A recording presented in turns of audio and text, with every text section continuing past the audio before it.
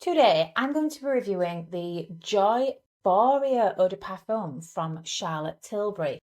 I'm going to be sharing information about the product, trying it out, as well as coming back to you at the end of the day to talk to you about longevity. So if that's something you'd like to see, then just keep on watching.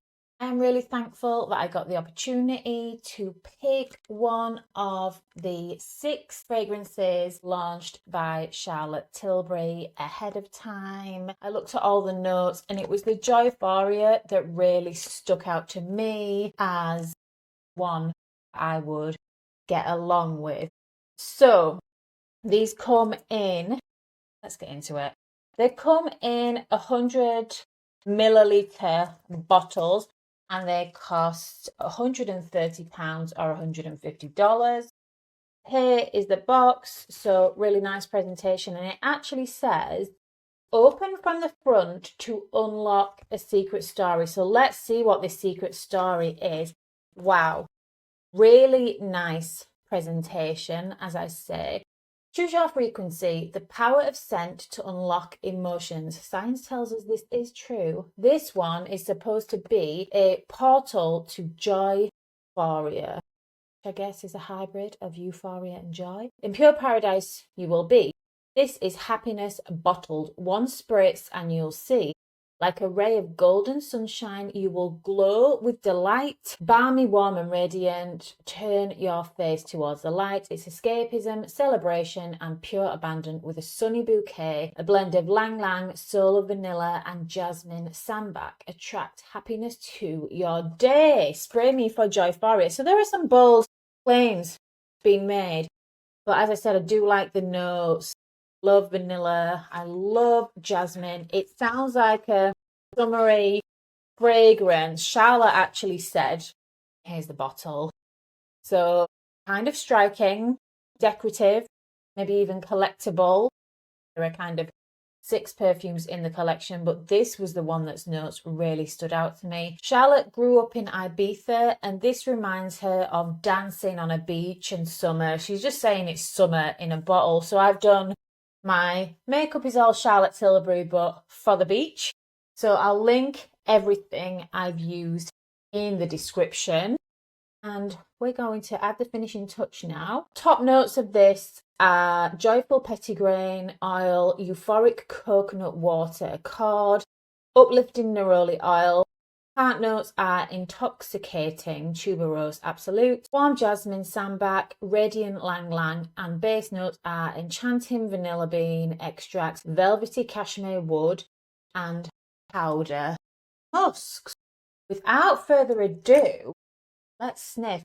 The bottle feels nice and heavy, as it should at the price point, £150 for 100 mils. It's positioned itself up there. It's quite light. I am getting white flowers as those top notes. It's not that traditional. I'm not getting a kind of sunscreeny summer fragrance. It's light. It's pleasant. It's airy. It's quite neutral. A nice kind of fragrance for the warmer months, I would say. Spritz some on. Inoffensive, pleasant. The dominant note is definitely floral, which I don't necessarily love. I'm not getting masses of vanilla or coconut, which are notes I really like in my summer fragrances. It's just fine. I'm not sure that I would purchase this at full price, but it's a kind of pleasant perfume you can throw on without thinking about it. And I would say daytime. This is leaning more daytime to me. Pleasant, daytime, warm weather fragrance, I would say. I would definitely encourage you to go and sample this, smell this if you're near a counter, if you can before purchasing, because it's not quite what I was expecting. I was expecting it to be very, very beachy, but I'm just getting more of a light white florals. I will be back at the end of the day to let you know how this is faring. It's an eau de parfum, so it should be long lasting. I will see you in the future. It's the end of the day. I am about to get in the bath, so I am here to share my updated thoughts about this perfume after wear testing it all day. Before I go any further though, I just want to tell you why I'm appearing as a raccoon. I would usually touch up my makeup before coming on camera, but I wore all Charlotte Tilbury makeup. I'll link everything below. And I just wanted to let you know that on me, in my experience, Charlotte Tilbury mascaras always run. So I'm wearing the Pillow Talk today. I'd cleaned it up earlier when I had big panda eyes, and it's happened again. It happens when I wear the legendary lashes as well. I do not recommend Charlotte Tilbury mascaras. Have you ever tried them? And if so, what's been your experience?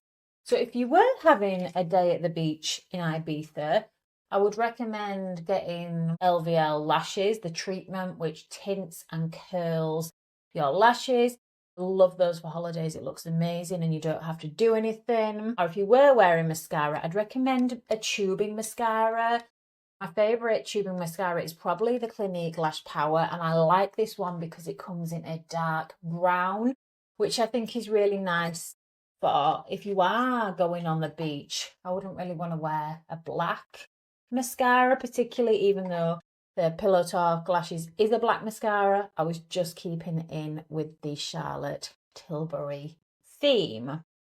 So it's just a warning really. The only thing I have retouched is this Peachy Plump Collagen Lip Bath on my lips.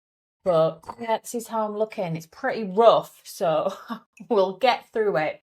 This perfume, I can tell you, I do not recommend. I do not recommend it. Within a few hours, the scent had faded significantly, and I put it on kind of mid-morning, late morning, around 11.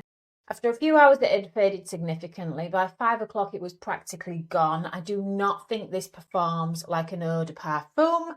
I would say it performs more like a Skinscent. My favourite kind of warm weather, beachy summer fragrance of all time is the Estée Lauder Bronze Goddess. And this is a Skinscent. So again, it doesn't have much in the way of lasting power, but I would say that you would need to probably reapply both. This is much more affordable. For 100 millilitres of this one, it's £74 or $94. So in the UK, it's around half the price of this. Much more affordable in either case.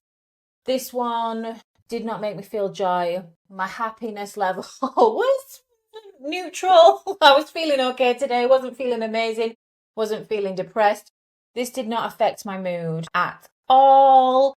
Like I said, what I was getting from this was just a kind of fresh, pleasant, floral, white flowers, maybe a hint of jasmine. Not really getting much of that coconut or vanilla. It's non-offensive, it's pleasant. Like I say, I happily wear it, but it's not complex. It's not special to me. Almost generic, or do I want to say boring? It's light, fresh, pleasant. I'm not going wild for it. Don't think it has great projection. Don't think it has much longevity. My ultimate favourite beachy summer fragrance is the Bronze Goddess.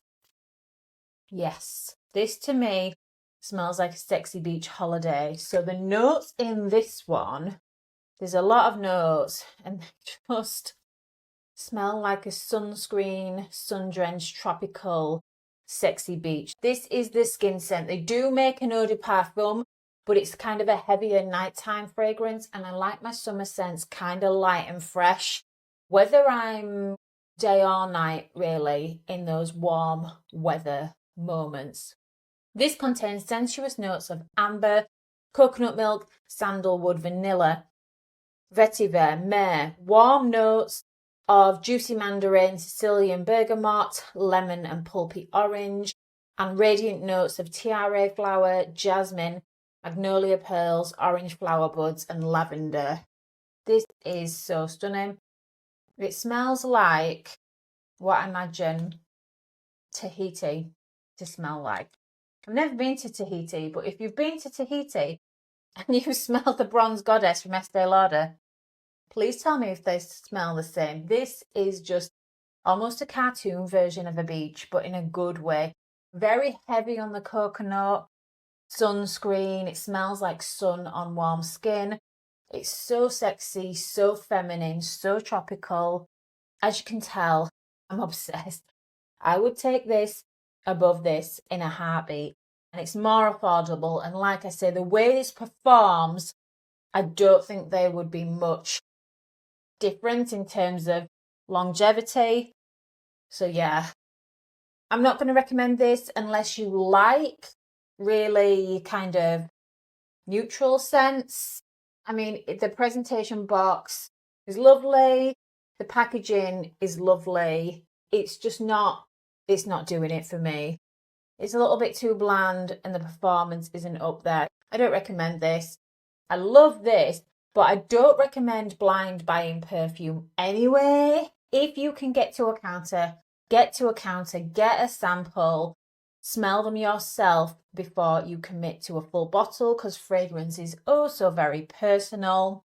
However, in cases like Beauty Pie, where they don't have physical stores, I have blind bought perfumes before quite successfully. I will link my playlist about the Beauty Pie perfumes below. So disappointed, but hope that helped inform your decision about whether to check this out or not. This is the iconic summer fragrance in my view, and this has not come close to beating it. So a bit of a disappointment. Now I want to hear from you. Have you tried the Joyphoria? Will you try the Joyphoria? How about the Bronze Goddess? Let me know all your thoughts in the comments. Do you have a favourite warm weather scent? I love fragrance. I would love to hear about it. So that's it from me today. Over to you, weigh in the comments, and I will see you in the next video.